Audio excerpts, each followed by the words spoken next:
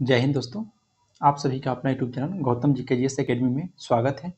दोस्तों हम इस वीडियो में ज्ञान बिंदु जीएस एकेडमी संस्था के द्वारा जो का 100 क्वेश्चन का चला जा रहा है उसी का हम लोग टेस्ट नंबर 85 लेकर आए हैं और यह टेस्ट आपको 26/11/2024 को हुआ है। यदि इससे पहले का आप टेस्ट नहीं देखे हैं तो हमारा यूट्यूब चैनल पर प्लेलिस्ट बनाकर डाल दिया गया है, वहाँ से भी आप लोग देख सकते हैं। तो चलिए दोस्तों बिना देर के हम लोग क्वेश्चन की ओर बढ़ते हैं। क्वेश्चन नंबर पहला से स्टार्ट करेंगे दोस्तों और इस वीडियो में शुरू से लेकर आप लास्ट तक बने रहिएगा। क्वेश्चन 100 इसी वीडियो में हम लोग देखेंगे। क्वेश्चन पहला है कि सिंधु घाटी की सभ्यता निम्नलिखित में से किस सभ्यता के समकालीन नहीं थे। तो बताइए दोस्तों किस सभ्यता के समकालीन नहीं थे। तो यहाँ पर दोस्तों ऑप्शन आपका 4 दिया गया है, जिसमें ऑप्शन जो डी है कि ग्रीक की सभ्यता आपका राइट आंसर हो जाएगा, ग्रीक की सभ्यता। नेक्स्ट क्वेश्चन पाते हैं। क्वेश्चन नंबर आपका 2, सूची 1 को सूची 2 के साथ सम्मिलित कीजिए एवं नीचे दिए गए कूट की सहायता से सही उत्तर का चयन करना है। तो इसको हम लोग दोस्तों देखिए, जो ऋग्वेद है, ऋग्वेद में दोस्तों स्रोत एवं प्रार्थनाएं आपको शामिल किया गया है। फिर यजुर्वेद, यजुर्वेद में दोस्तों स्रोत एवं कर्मकांड की चर्चा मिलती है। और सामवेद, तो सामवेद में दोस्तों संगीतमय का स्रोत मिलता है। और अथर्ववेद में तंत्र मंत्र या वशीकरण दोस्तों मिलता है, याद रखिएगा। तो यहाँ पे ऑप्शन नंबर आपका ए हो जाएगा 4, 2, 1, 3। क्वेश्चन नंबर दोस्तों यहाँ पे आपका 3, क्वेश्चन 3 कर रहा है कि किस संगम युगीन राज्य के संरक्षण में 3 संगमों का आयोजन किया गया है। तो यह दोस्तों याद रखिएगा आपको पांडे में। किसमें दोस्तों? तो पांडे संगम में। ऑप्शन नंबर यहाँ पे आपका सी राइट हो जाएगा। नेक्स्ट क्वेश्चन पाते हैं। क्वेश्चन नंबर 4, बौद्ध, जैन एवं ब्राह्मण धर्म में कौन सी धारण एक जैसी है। तो दोस्तों कर्मवाद का सिद्धांत याद रखिएगा। बौद्ध और जैन में जो है इसमें कर्मवाद का सिद्धांत अभी एक ही धारण उपलब्ध है, याद रखना है, सभी एक ही जैसी है दोनों में। नेक्स्ट है कि वेनिस यात्री मार्को पोलो जो कि 1288 से 1293 के पांड्य राज के भ्रमण के समय वह कहाँ का शासक था। तो दोस्तों मांडवर्मन कुलशेखर का शासक था, याद रखिएगा, मांडवर्मन कुलशेखर। नेक्स्ट है कि निम्नलिखित में से किस सुल्तान ने बेरोजगारों को रोजगार दिया था। तो बेरोजगारों को दोस्तों रोजगार दिया था फिरोज तुगलक, याद रखिएगा, फिरोज तुगलक बेरोजगारों को रोजगार दिया था। नेक्स्ट है कि भक्ति आंदोलन का प्रारंभ किया गया था। तो भक्ति आंदोलन का प्रारंभ दोस्तों अलवार और नैनार संतों के द्वारा, अलवार नैनार संतों के द्वारा किया गया था भक्ति आंदोलन का प्रारंभ। कह रहा है कि शेर शाह कालीन प्रशासन में फौजदार था। तो जो फौजदार था दोस्तों वह कोषाध्यक्ष था, याद रखिएगा। नेक्स्ट है कि क्वेश्चन नंबर 9, क्वेश्चन 9 कह रहा है कि पानीपत के तृतीय युद्ध में मारे जाने वाले 2 महत्वपूर्ण सैन्य सरदार कौन थे। तो देखो याद रखना है विश्वासराव और सदाशिवराव भाऊ, याद रखिएगा, विश्वासराव एवं सदाशिवराव भाऊ दोस्तों, जो कि पानीपत के तृतीय युद्ध 1761 में हुआ था, इसमें यह दोनों सरदार मारे गए थे। नेक्स्ट है कि फ्रांसीसियों को चंद्रनगर बस्ती किसने भेंट किया था। तो फ्रांसीसियों को दोस्तों चंद्रनगर बस्ती जो था या शाइस्ता खान ने भेंट किया था, याद रखिएगा, Shaista Khan. Option number B आपका राइट हो जाएगा। क्वेश्चन नंबर 11, निम्नलिखित में से सिख गुरुओं का सही कालक्रम बताना है। सिख गुरु का दोस्तों सही कालक्रम यहाँ पे आपका कौन सा हो जाएगा। 11 का दोस्तों जो ऑप्शन डी दे रहा है कि अमरदास, रामदास, अर्जुन देव और तेग बहादुर, यह आपका राइट हो जाएगा, याद रखिएगा। अमरदास दोस्तों तीसरा गुरु थे, रामदास आपका चौथा गुरु, अर्जुन देव 5वें गुरु और तेग बहादुर दोस्तों या केवा गुरु थे। बताइए, आपको कमेंट में बताना दोस्तों कि जो तेग बहादुर थे वह केवा गुरु थे। चलिए नेक्स्ट क्वेश्चन पाते हैं। क्वेश्चन नंबर 12, बोला कि ब्रिटिश नागरिकों को सर्वप्रथम किस वर्ष भारत में भूमि खरीदने एवं बसने की अनुमति मिली थी। तो याद रखिएगा दोस्तों 1833 में, 1833 में। नेक्स्ट है कि थियोसॉफिकल सोसाइटी ने भारत में कब और कहां अपना मुख्य कार्यालय स्थापित किया था। तो अपना कार्यालय दोस्तों जो स्थापित किया था वह याद रखना 1882 के अडयार में, 1882 ईस्वी में अडयार में। नेक्स्ट पाते हैं कि 1824 ईस्वी के बैरकपुर सैन्य विद्रोह के दौरान बंगाल के गवर्नर जनरल कौन था। तो बंगाल के गवर्नर जनरल दोस्तों 1824 में कौन था। तो आपका राइट आंसर हो जाएगा option number C, Lord Amherst है, लॉर्ड एम हस्ट, याद रखिएगा। नेक्स्ट है कि निम्नलिखित कथन पर विचार कीजिए, दादा भाई नौरोजी से संबंधित है। दादा भाई नौरोजी दोस्तों जो कि 3 बार राष्ट्रीय कांग्रेस के अध्यक्ष चुने गए थे, बिल्कुल सही बात है। एक कलकत्ता का, फिर लाहौर का और फिर कलकत्ता का, यानी कि तीनों बार दोस्तों आपको राष्ट्रीय कांग्रेस के अध्यक्ष चुने गए हैं। दूसरा कथन करा कि poverty and un British rule in India नामक पुस्तक की रचना किए थे, ये भी सही है दोस्तों। फिर नेक्स्ट है तीसरा कि नेशनल सोशल कॉन्फ्रेंस की स्थापना किए थे। तो देखिए दोस्तों नेशनल सोशल कॉन्फ्रेंस की स्थापना दादा भाई नौरोजी के द्वारा नहीं किया गया है, इसलिए यह कथन आपका गलत है। तो कौन सा कथन सही हो जाएगा? तो ऑप्शन बी हो जाएगा, 1 और 2 दोनों कथन आपका सत्य था। नेक्स्ट क्वेश्चन पाते हैं, क्वेश्चन नंबर 16 कि मुस्लिम लीग की स्थापना 1906 ईस्वी में हुई थी और उस समय उसके उद्देश्यों में से कौन सा बात शामिल नहीं था? तो कौन सा बात यहाँ पे शामिल नहीं था दोस्तों? तो द्विराष्ट्र सिद्धांत, भारत में सांप्रदायिक विभाजन और पाकिस्तान की मांग, यह सभी शामिल नहीं थे, यानी कि ऑप्शन डी हो जाएगा उपयुक्त सभी। नेक्स्ट है क्वेश्चन नंबर 17 कि ब्रिटिश सरकार ने पहली बार घोषणा की कि उनकी मंशा भारत में धीरे धीरे एक उत्तरदायी सरकार बनाने के द्वारा है। क्या दोस्तों किसमें घोषणा किया गया था बताइए? यह घोषणा दोस्तों अगस्त घोषणा में, जो कि 1917 में आया था अगस्त घोषणा, उसी में किया गया था, याद रखिएगा। क्वेश्चन नंबर दोस्तों 18 कि अखबार लामी द परल मतलब दोस्तों जनता का मित्र के पत्रकार कौन थे? इसके पत्रकार दोस्तों जिया पॉल थे, जिया पॉल। नेक्स्ट है कि पूंजीपति के लिए मजदूर ही मुनाफा कमाता है, यह विचार दिया था। तो यह विचार दोस्तों कार्ल मार्क्स के द्वारा दिया गया है, कार्ल मार्क्स के द्वारा। क्वेश्चन नंबर 20 बोल रहा है कि जर्मनी ने मित्र राष्ट्रों के सामने समर्पण कब किया था? तो यह दोस्तों मई 1945 में, याद रखना है, जर्मनी ने मित्र राष्ट्रों के सामने समर्पण मई 1945 में किया था। तो ऑप्शन नंबर ए आपका राइट हो जाएगा। नेक्स्ट है कि निम्न में से कौन सा नियम रॉकेट प्रणोदन में शामिल होता है? तो रॉकेट प्रणोदन में शामिल दोस्तों न्यूटन के गति का तीसरा नियम होता है, याद रखिएगा, न्यूटन के गति का तीसरा नियम। नेक्स्ट है कि विटामिन B1 को कहा जाता है? तो विटामिन B1 को दोस्तों थायमिन कहा जाता है, याद रखिएगा। और नियासिन कहेगा दोस्तों, तो विटामिन दोस्तों आपका B3 को दोस्तों नियासिन कहा जाता है। नेक्स्ट है कि AB रक्त समूह वाला व्यक्ति किस रक्त समूह के व्यक्ति से रक्त ग्रहण कर सकता है? तो यह दोस्तों उपयुक्त सभी से। देखिए ऑप्शन जो दे रहा है, क्योंकि देखिए AB जो रक्त समूह वाला दोस्तों, क्योंकि यह सर्वग्राही है, सभी से ग्रहण कर सकता है, ए से भी कर सकता है, ओ से भी कर सकता है, समूह ए और बी से भी कर सकता है, और बी और ओ से भी कर सकता है, याद रखिएगा। नेक्स्ट है कि किसने इलेक्ट्रॉनों के पथ पर दीर्घवृत्तीय कक्षकों का प्रवेश कराकर बोर मॉडल को रूपांतरित किया है? राइट आंसर हो जाएगा सोमरफील्ड, आपका राइट हो जाएगा, सोमरफील्ड, याद रखिएगा। नेक्स्ट है कि एथेनोइक एसिड को सामान्यतः क्या कहा जाता है? तो एथेनोइक एसिड को दोस्तों सामान्यतः आपसे पूछेगा तो एसेटिक एसिड कहा जाता है, याद रखिएगा, एसेटिक एसिड आपका राइट हो जाएगा। क्वेश्चन नंबर 26 है कि फ्लोरीन में कार्बन परमाणु होते हैं। तब फ्लोरीन में दोस्तों बताइए कार्बन परमाणु की संख्या कितनी होती है? तो याद रखना आपको दोस्तों 60 होता है, 60 है। नेक्स्ट है कि सांस लेने में ऐच्छिक क्रियाओं के लिए इम्पल्स प्रारंभ होता है। तो सांस लेने में ऐच्छिक क्रियाओं के लिए जो इम्पल्स प्रारंभ होता है वह दोस्तों मेंडुला से प्राप्त होता है, याद रखिएगा, किससे? तो मेंडुला से प्रारंभ होता है। नेक्स्ट पाते हैं कि विश्व का सर्वाधिक समस्यात्मक जलीय घास फूस है। तो आपका राइट आंसर हो जाएगा यहाँ पे इकोर्निया, इकोर्निया, याद रखिएगा, जो विश्व का सर्वाधिक समस्यात्मक जलीय घास फूस आपको इकोर्निया है। नेक्स्ट है कि शहद का प्रमुख घटक है। तो शहद का दोस्तों जो प्रमुख घटक है वो फ्रक्टोज होता है, जिसको फल शर्करा कहा जाता है, याद रखना है, फ्रक्टोज। नेक्स्ट है कि निम्नलिखित में से कौन एक विस्फोटक नहीं है? तो विस्फोटक निम्नलिखित में से कौन नहीं है दोस्तों? तो नाइट्रोक्लोरोफॉर्म जो कि आपका विस्फोटक नहीं है, याद रखना है। बाकी TNG, TNT और पोटेशियम क्लोरेट ये सभी आपका विस्फोटक है। नेक्स्ट पाते हैं कि ताम्र संदूषण से बचने के लिए पीतल के बर्तनों पर सामान्यतः किस धातु की परत चढ़ाई जाती है? याद रखना दोस्तों टीन का, यानी कि रांगे की, जिसे टीन बोला जाता है। नेक्स्ट पाते हैं क्वेश्चन नंबर 32 कि निम्नलिखित में से कौन सा सुमेलित नहीं है? तो कौन सा यहाँ पे आपका दोस्तों सुमेलित नहीं है? सिल्वर ब्रोमाइड, जो कि कृत्रिम प्रकाश संश्लेषण के लिए उपयोग किया जाता है, नहीं दोस्तों। सिल्वर ब्रोमाइड का दोस्तों आपको फोटो खींचने वाला जो आपका रहता है उसमें किया जाता है।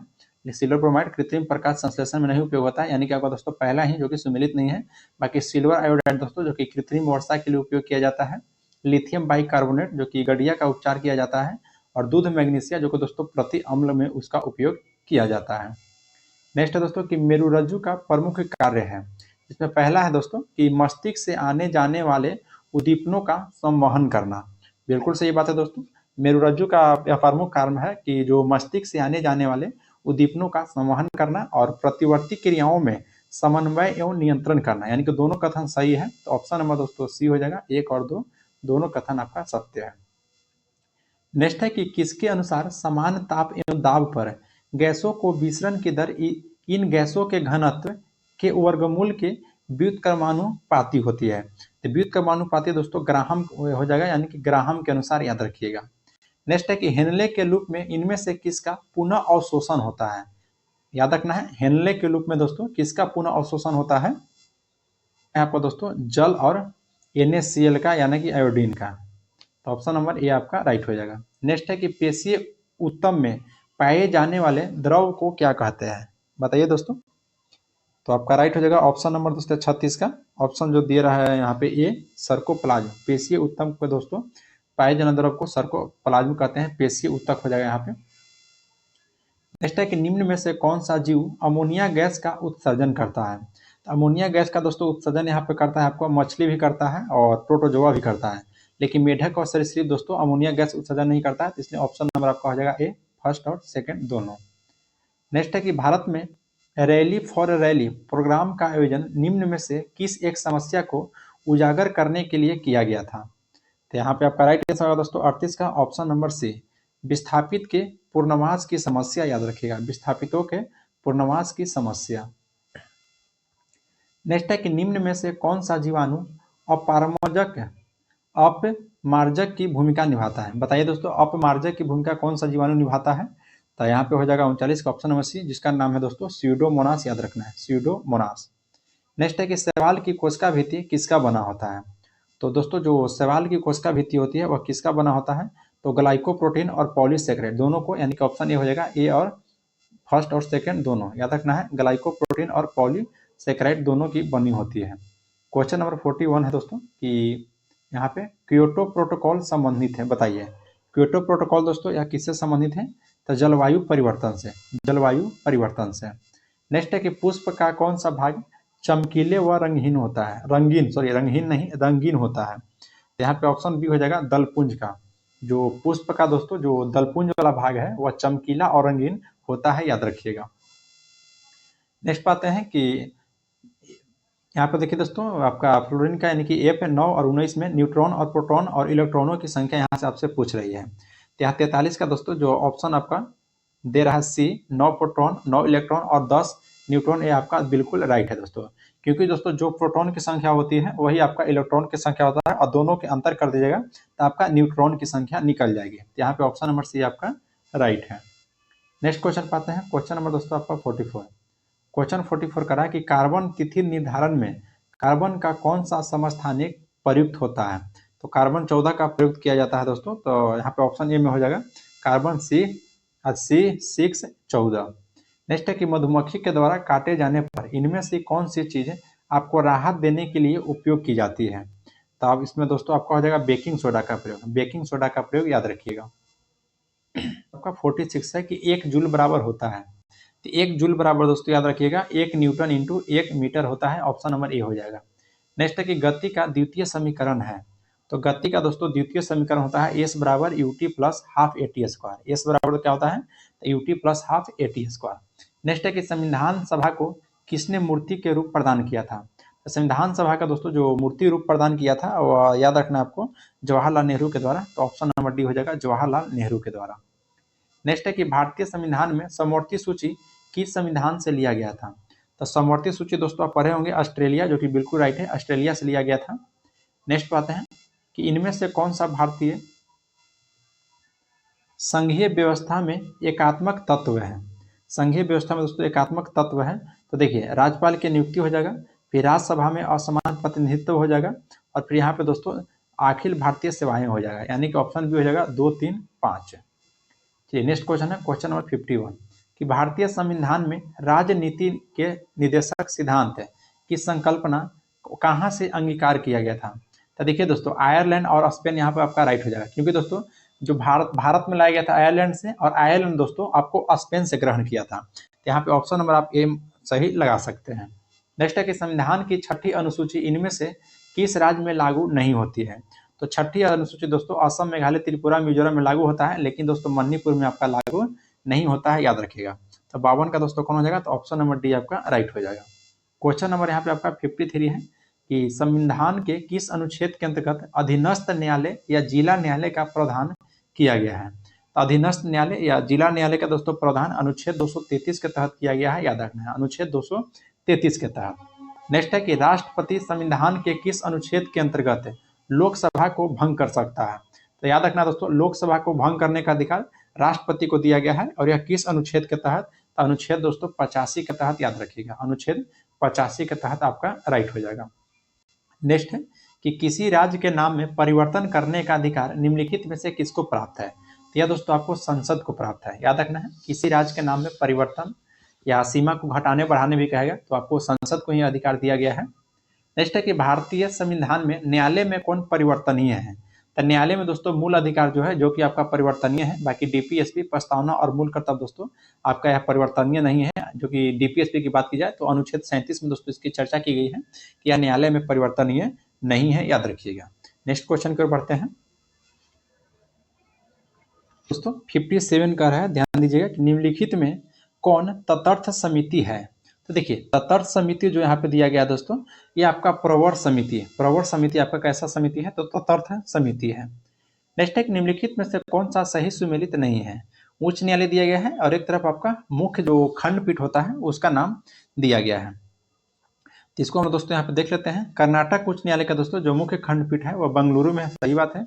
मध्य प्रदेश उच्च न्यायालय का दोस्तों भोपाल में, नहीं दोस्तों भोपाल में नहीं है, यानी कि ऑप्शन नंबर बी आपका हो जाएगा दोस्तों, यह आपका सुमेलित नहीं है। बाकी याद रखना है, राजस्थान उच्च न्यायालय दोस्तों जो कि इसका मुख्य खंडपीठ आपका जोधपुर हो जाएगा, और केरल उच्च न्यायालय का दोस्तों एर्नाकुलम हो जाएगा।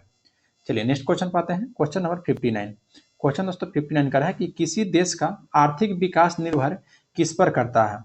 तो किसी देश का दोस्तों जो आर्थिक विकास निर्भर करता है वो आपका प्राकृतिक संसाधन पर और पूंजी निर्माण पर और बाजार का आकार पर, याद रखिएगा। यानी कि यहाँ पे ऑप्शन डी हो जाएगा उपयुक्त सभी पर। नेक्स्ट है कि राष्ट्रीय आय निकालने के लिए एनएनपी में किसे घटाया जाता है? तो देखिए दोस्तों, कभी भी अगर आपको राष्ट्रीय आय निकालना होगा और कहेगा कि एनएनपी में से किसको घटाया जाएगा, तो जीएसटी दोस्तों यानी कि अप्रत्यक्ष कर को आप घटा दीजिएगा तो आपको राष्ट्रीय आय निकल जाएगा, याद रखिएगा। किसमें से? तो एनएनपी में से। नेक्स्ट है क्वेश्चन नंबर 61 कि निम्नलिखित में से किस वित्तीय वर्ष में भारतीय रुपयों को 2 बार अवमूल्यन किया गया था? तो 2 बार दोस्तों जो अवमूल्यन किया गया था वर्ष 1991-92 में, 1991-92 में, याद रखिएगा। नेक्स्ट है कि हट्टी सोने की खान है किस राज्य में स्थित है? तो हट्टी दोस्तों जो सोने की खान है यह आपको दोस्तों कर्नाटक राज्य में स्थित है, याद रखिएगा। और केजीएफ भी दोस्तों कर्नाटक में ही स्थित है, वो भी सोना की खान है। नेक्स्ट है कि निम्नलिखित में से कौन सी एक भारत की सबसे बड़ी सॉफ्टवेयर कंपनी है? तो भारत की दोस्तों सबसे बड़ी सॉफ्टवेयर कंपनी आपका टीसीएस हो जाएगा, याद रखिएगा। कौन सा? तो टीसीएस। नेक्स्ट पाते हैं कि भारत के प्रथम प्रधानमंत्री जवाहरलाल नेहरू ने किसे आधुनिक भारत के मंदिर की उपमा प्रदान किया था? तो आधुनिक भारत के मंदिर की उपमा दोस्तों जो प्रदान किए थे वह विशाल काय नदी घाटी परियोजना को, विशाल काय नदी घाटी परियोजना को, याद रखिएगा। नेक्स्ट पाते हैं क्वेश्चन नंबर आपका 65। बोला कि IR20 किस चीज की अधिक पैदावार देने वाली किस्म है? तो IR20 जो है दोस्तों वो याद रखिएगा चावल की है। किसकी है? तो चावल की, आपका राइट हो जाएगा। नेक्स्ट है कि भारत सरकार के बजट के कुल घाटे में किस घाटे का सबसे अधिक योगदान है? तो सबसे अधिक योगदान दोस्तों राजकोषीय घाटा की है, याद रखिएगा, राजकोषीय घाटा की। नेक्स्ट है कि चौथी पंचवर्षीय योजना 1969-74 को कहा जाता है। तो देखिए दोस्तों, जो चौथी पंचवर्षीय योजना आया था जो कि 69 से 74 में आया था, इसका कार्यकाल है दोस्तों 1969 से 1974, क्योंकि दोस्तों जो 1966 से 1969 था उसको योजना अवकाश बोला जाता था। उसी तरह से आपसे 1969 से 1974 का पूछ रहा है कि उसको क्या कहा जाता है, तो उससे दोस्तों याद रखिएगा गॉडगिल योजना कहा जाता है। गॉडगिल योजना चौथी पंचवर्षीय योजना को। नेक्स्ट है कि उर्वरक उद्योग के लिए कौन सा कच्चा माल नहीं है? तो उर्वरक उद्योग के लिए दोस्तों जो आपका कास्टिक सोडा है, आपका कच्चा माल नहीं है। बाकी दोस्तों नेफ्था है, जिप्सम भी है और सल्फर भी है, याद रखिएगा।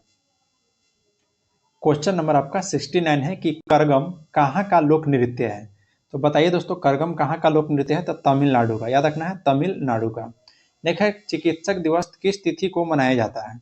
तो जो चिकित्सक दिवस है दोस्तों वह 1 जुलाई को मनाया जाता है, याद रखना है। किस जुलाई को? 1 जुलाई को मनाया जाता है। तो ऑप्शन नंबर आपका ए राइट हो जाएगा। क्वेश्चन नंबर 71 है कि राजा रेड्डी एवं राजा रेड्डी किस नृत्य कला शैली से संबंधित है? तो राजा रेड्डी जो राजा रेड्डी है दोस्तों वो याद रखिएगा आपका कुचिपुड़ी से संबंधित है, और कुचिपुड़ी दोस्तों यह आपका आंध्र प्रदेश राज्य से संबंधित है। कहाँ से? तो आंध्र प्रदेश से।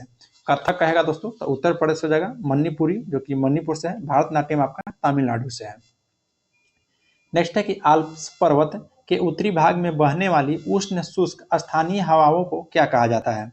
तो यहाँ पे आपका राइट हो जाएगा दोस्तों, आपका फॉर्न कहा जाता है, यानी ऑप्शन बी हो जाएगा फॉर्न, याद रखिएगा। नेक्स्ट बात है क्वेश्चन नंबर 73, सूची 1 को सूची 2 के साथ सम्मिलित करना है।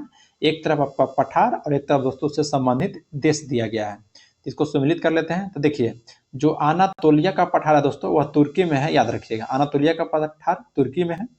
और अबिसिनिया का पठार दोस्तों इथोपिया में है। मेसेटा का पठार आपका स्पेन में है। और एशिया माइनर का पठार आपका ईरान में है, यानी कि सभी सम्मिलित दोस्तों ऑप्शन हो जाएगा ए, 1 2 3 4 आपका राइट है। क्वेश्चन नंबर 74, यदि दो स्थानों के बीच समय में अंतर 2 घंटा 30 मिनट है तो देशांतर में अंतर होगा। तो देशांतर में दोस्तों इसका कितना अंतर हो जाएगा, तो 35 डिग्री का अंतर हो जाएगा, याद रखिएगा। 2 घंटा 30 मिनट का आएगा तो 35 डिग्री का। नेक्स्ट है कि टाइटन किस ग्रह का उपग्रह है। तो जो टाइटन है दोस्तों यह आपका हो जाएगा नेपच्यून का आपका एक उपग्रह है। नेक्स्ट है दोस्तों क्वेश्चन नंबर 76 है कि पैन कार्ड कुल कितने अक्षरों की संख्या का बना होता है। तो पैन कार्ड दोस्तों बताइए कुल कितने अक्षरों की संख्या का बना होता है। तो यदि आप दोस्तों 10 बता रहे होंगे तो बिल्कुल राइट है, 10 संख्या की बनी होती है।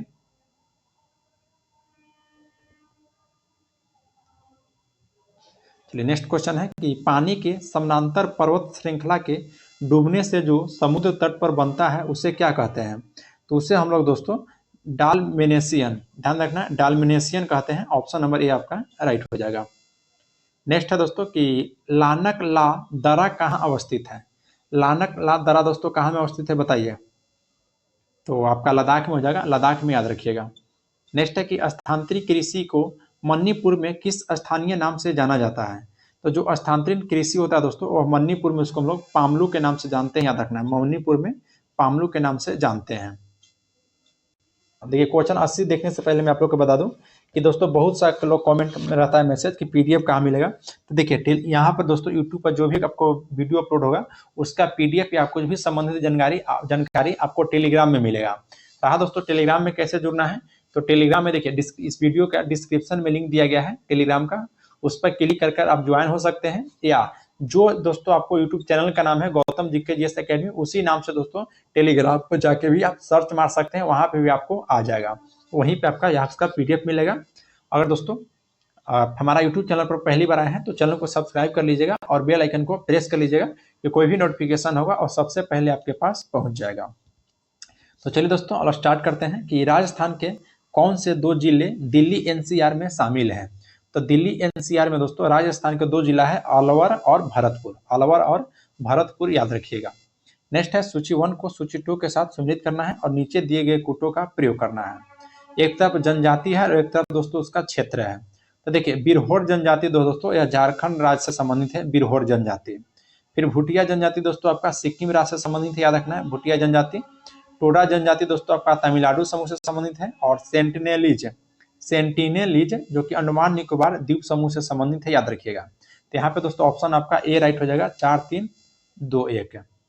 नेक्स्ट पाते हैं क्वेश्चन नंबर दोस्तों 82, बोला कि विश्व के सबसे तीव्र ढाल वाली चोटी कौन सी है। तो विश्व के सबसे ढाल वाली चोटी दोस्तों राकापोसी है, याद रखना है। कौन सा है, तो राकापोसी। तो 82 का दोस्तों ऑप्शन नंबर आपका डी राइट हो जाएगा। नेक्स्ट है कि निम्नलिखित में से कौन सी नदी अरब सागर में नहीं गिरती है। तो अरब सागर में दोस्तों नहीं गिरती है वो आपका तुंगभद्रा नदी, याद रखना है। तुंगभद्रा नदी अरब सागर में नहीं बल्कि दोस्तों नर्मदा नदी, साबरमती और मांडवी नदी आपको अरब सागर में गिरती है, याद रखिएगा। नेक्स्ट है कि पृथ्वी के परिक्रमण से निम्न में से कौन सा घटना नहीं होता है। तो पृथ्वी के दोस्तों परिक्रमण कर रहा है, एक होता है घूर्णन दोस्तों, देहात, यहाँ पे आपको परिक्रमण कह रहा है। तो परिक्रमण से दोस्तों दिन और रात नहीं होता है, याद रखिएगा। दिन और रात परिक्रमण से नहीं होता है। बाकी कर्क और मकर रेखाओं का दोस्तों निर्धारण होता है। विषुव और उपसौर एवं अपसौर की भी स्थिति होता है और ऋतु परिवर्तन होता है परिक्रमण से, याद रखिएगा। नेक्स्ट आते हैं क्वेश्चन नंबर 85, चतुर्थ पीढ़ी का मुख्य अव्यय था। तो चतुर्थ पीढ़ी का दोस्तों मुख्य अव्यय बृहद एकीकृत परिपथ है, याद रखना है, बृहद एकीकृत परिपथ है। नेक्स्ट है कि भारत में सर्वप्रथम दिखाई देने वाला कंप्यूटर वायरस है। तो भारत में सर्वप्रथम दिखाई देने वाला दोस्तों जो कंप्यूटर वायरस है वह सी ब्रेन है। क्या नाम उसका है, तो सी ब्रेन, याद रखिएगा। नेक्स्ट है कि वाचपति पुरस्कार किस क्षेत्र में प्रदान किया जाता है। तो वाचपति पुरस्कार दोस्तों आपका ये संस्कृत क्षेत्र में प्रदान किया जाता है, याद रखना है, संस्कृत क्षेत्र में। नेक्स्ट है कि त्रिमूर्ति भवन किस व्यक्ति से संबंधित स्थान है। तो त्रिमूर्ति भवन दोस्तों आपको जवाहरलाल नेहरू से संबंधित है, याद रखना है जवाहरलाल नेहरू से। नेक्स्ट पाते हैं क्वेश्चन नंबर आपका 89। बोल रहा है कि वार्ड ऑफ एवन के उपनाम से किसे जाना जाता है। तो वार्ड ऑफ एवन दोस्तों विलियम शेक्सपियर, याद रखना है विलियम शेक्सपियर हो जाएगा ऑप्शन नंबर ए। नेक्स्ट है कि किस समूह के खेलों में प्रत्येक पक्ष में 7 खिलाड़ी होते हैं। तो प्रत्येक पक्ष में दोस्तों जो 7 खिलाड़ी होते हैं पोलो और कबड्डी में, याद रखना है वाटर पोलो और कबड्डी में दोस्तों जो खेल होता है इसमें प्रत्येक पक्ष में 7-7 खिलाड़ी होते हैं। नेक्स्ट है कि निम्नलिखित युग्म में कौन सा सुमेलित आपका नहीं है।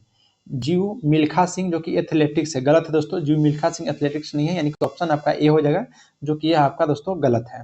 बाकी पंकज अडवाणी बिलियर्ड्स व स्नूकर थे, और झूलन गोस्वामी दोस्तों क्रिकेटर संबंधित हैं, और तानिया सचदेव आपका शतरंज से संबंधित है, याद रखिएगा।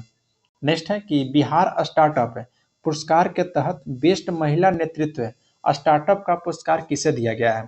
तो बेस्ट महिला नेतृत्व स्टार्टअप का पुरस्कार दोस्तों जो दिया गया है वह आस्था सिंह को दिया गया है, याद रखिएगा किसे, तो आस्था सिंह को। नेक्स्ट बात है क्वेश्चन नंबर आपका 93।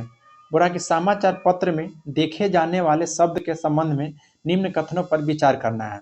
इसमें पहला कथन कर रहा है कि सिटीजन कॉर्नर जल जीवन मिशन की एक पहल है, बिल्कुल राइट है दोस्तों, जो सिटीजन कॉर्नर है यह जल जीवन मिशन की एक पहल है।